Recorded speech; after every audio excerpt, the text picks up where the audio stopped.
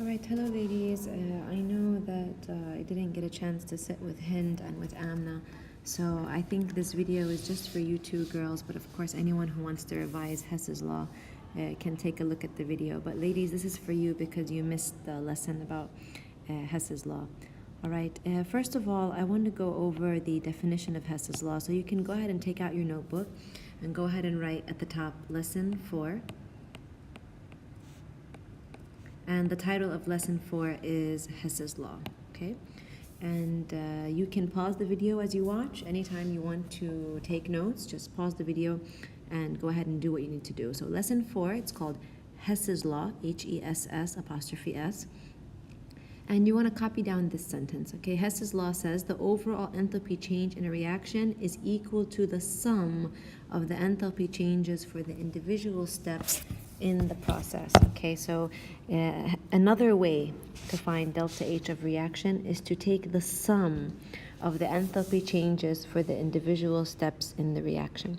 So I'm just going to give you an example of what that means. Okay, so if I have a reaction that's A plus B gives me C, and let me just say this is reaction 1, and I have another reaction which is D gives me B plus E. Okay, this is reaction 2. Okay, and let's say the delta H for the first reaction is delta H1 and the delta H for second reaction is delta H2. Hess says that you can find something called an overall reaction. Overall reaction means that you can add these two together. Okay, you can get an overall reaction. So he said the overall reaction, you can find the delta H of the overall reaction by finding the sum of the enthalpy changes of the individual reactions. So I can find delta H of the overall reactions by adding the delta H of reaction 1 and the delta H of reaction 2. So delta H reaction is going to be delta H1 plus delta H2. It's as simple as that. Okay, that's what Hess's law says. So let's go ahead and add these two reactions. Now sometimes there's some things that you can cancel if they're on the reactant side, which is before the arrow, and they're on the product side, which is after the arrow, then you can cancel them. So here you can see that B is a reactant and B is a product, so I can cancel that. All right, that's the only thing that's on both sides. So now you can add both reactions. So I have A plus D. Okay, those are the only two reactants. Then I'm going to put my arrow. Now let's look at the products. I have C plus E. Okay, so this is what we call the overall reaction. Now the overall reaction, I can find the delta H of the overall reaction by adding delta H1 and delta H2. Okay, this is the definition of Hess's law. The overall enthalpy change in a reaction is equal to the sum of the enthalpy changes for the individual steps in the process.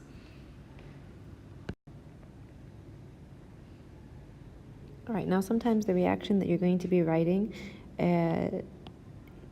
does not match the individual reactions. So you have to follow some rules in terms of how to manipulate delta H. Rules when manipulating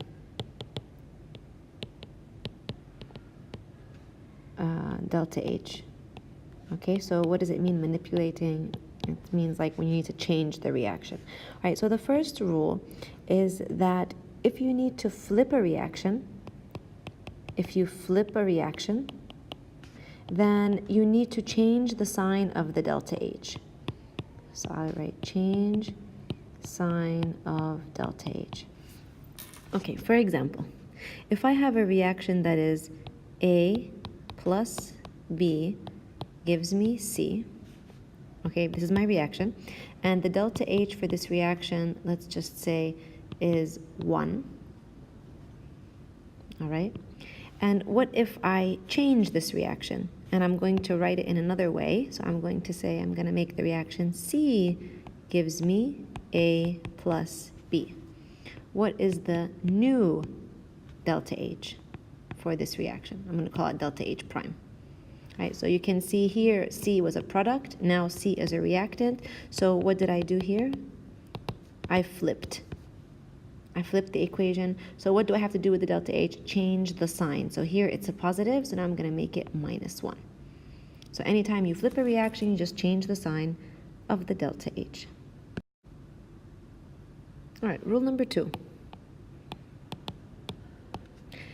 Sometimes you need to multiply the reaction by a number, okay?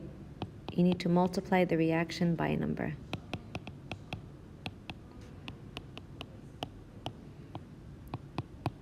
So what should you do to delta H? You should multiply delta H by the same number, okay? So for example, if I have A plus 2B gives me C, and let's say the delta H for this reaction is, I don't know, 1, could be anything. Now I'm going to change the reaction, and I'm going to say I have 2A plus 4B gives me 2C. So now you need to say, how did I get from here to here? So you can see that I multiplied every coefficient by 2.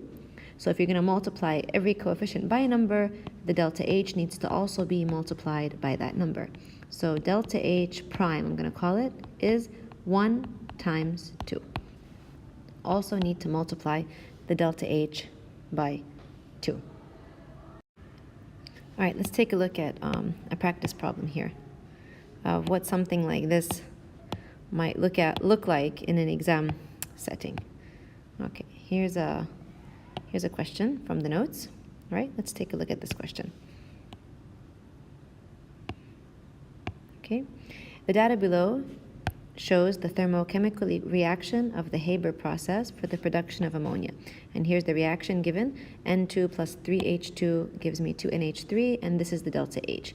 This is the delta H for this reaction. Okay, it's delta H for this reaction. All right. Now, let's look at the first part of the question here. It says that find the value of enthalpies in kilojoules for the following thermochemical equation. Okay, so this is the original equation, and I changed it to look like this. Okay, what did I do to this reaction to make it look like this reaction? Okay, I'm hoping you said you multiplied everything by 2.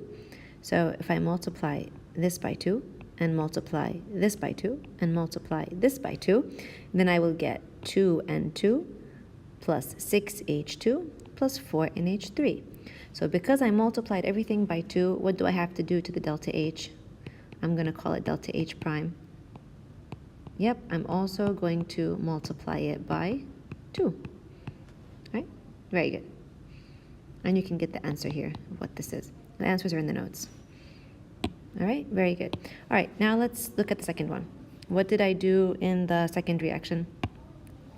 In the second one, here's the original reaction. What did I do to it to get this?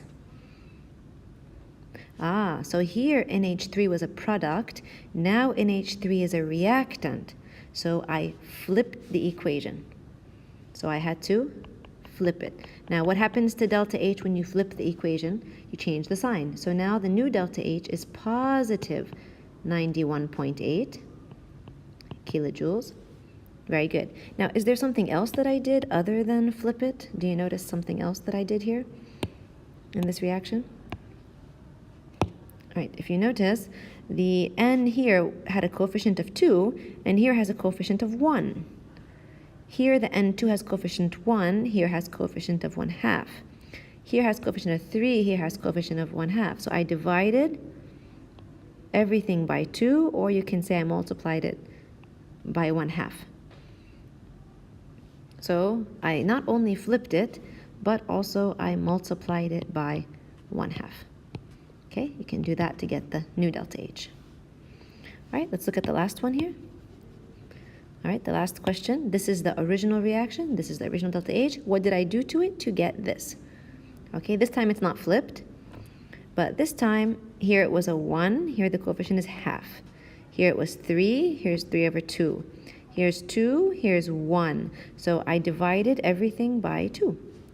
So, or I can say multiplied everything by 1/2. So what should I do to the delta H? Also, I should multiply it by 1/2. So minus